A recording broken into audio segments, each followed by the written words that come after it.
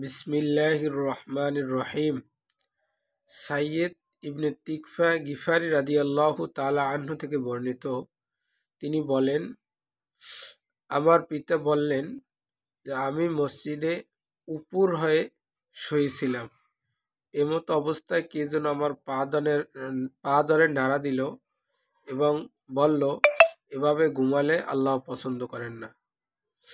আমি তাকিয়ে দেখি হযরত মুহাম্মদ রাসূলুল্লাহ সাল্লাল্লাহু আলাইহি ওয়াসাল্লাম। তার মানে উপুর হয়ে ঘুমালে আল্লাহ তাআলা পছন্দ করেন না এবং আল্লাহর রাসূলও পছন্দ করেন না।